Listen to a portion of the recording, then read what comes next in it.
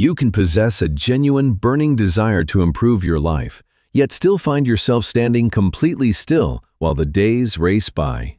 It is a uniquely frustrating kind of paralysis. When we look at people who have the life we want, we tend to assume they know a secret we don't, or we assume they simply caught a spectacular break that bypassed the daily grind. But the trap that keeps most of us stuck is waiting to feel ready. We wait for inspiration to strike, or for the conditions to be perfect before taking action. Basing your actions on your emotions is a dangerous strategy. Feelings change constantly. They are as unpredictable and volatile as the weather outside, making them terrible guides for long-term progress. This reliance on feeling ready leads directly to the skip just this once mentality. You skip reading or working out for a single day, and nothing terrible happens immediately. Your life doesn't fall apart overnight, which creates a false sense of security.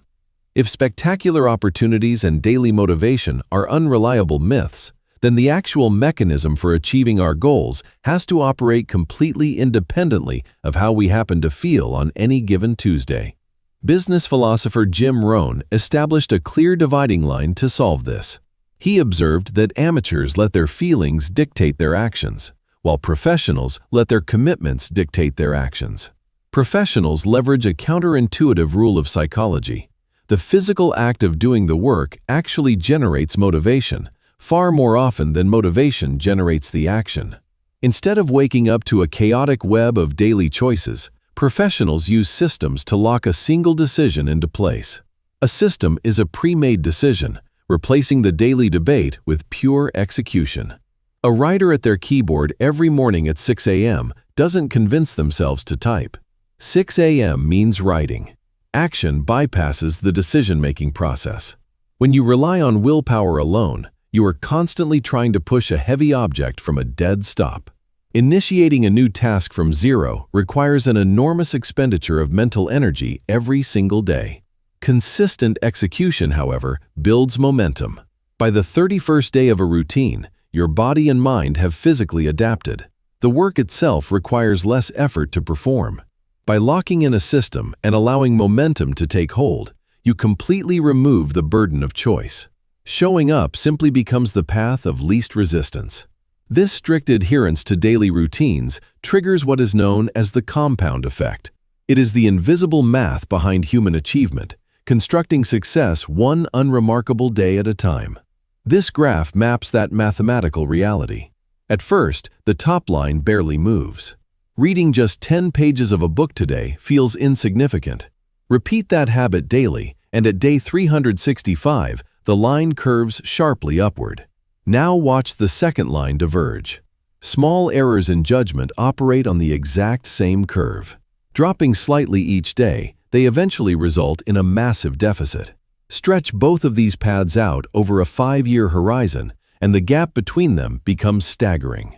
The person on the upper trajectory and the person on the lower one wake up to entirely different, completely unrecognizable realities. The math here is entirely unforgiving. If you put the work off until tomorrow and you multiply a zero-effort day by 365, the result is exactly zero. We tend to look at massive wealth or complete failure as sudden, acute events. In reality, they are simply the lagging mathematical indicators of our daily micro-habits.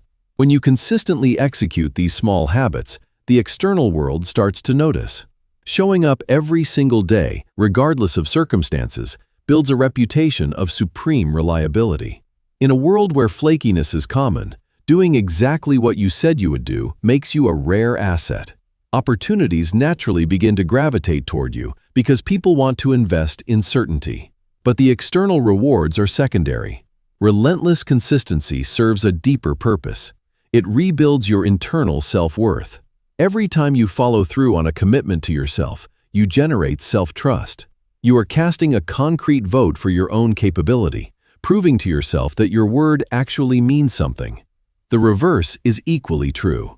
If you had a friend who constantly made promises and never kept them, you would eventually stop believing them. When you hit snooze or skip the work you planned, you teach yourself not to trust your own intentions.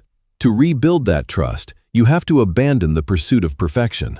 The most reliable way to fail is to try overhauling your entire life, diet, and schedule by tomorrow morning. Instead, start with an action so small that failure is impossible. Read one single page. Do 10 push-ups. Make the commitment so achievable that you guarantee you will place that first seed into the ground. Unshakable self-respect and greatness are not destinations. They are the inevitable byproducts of keeping your promises to yourself, especially in the dark, quiet moments when absolutely no one is watching.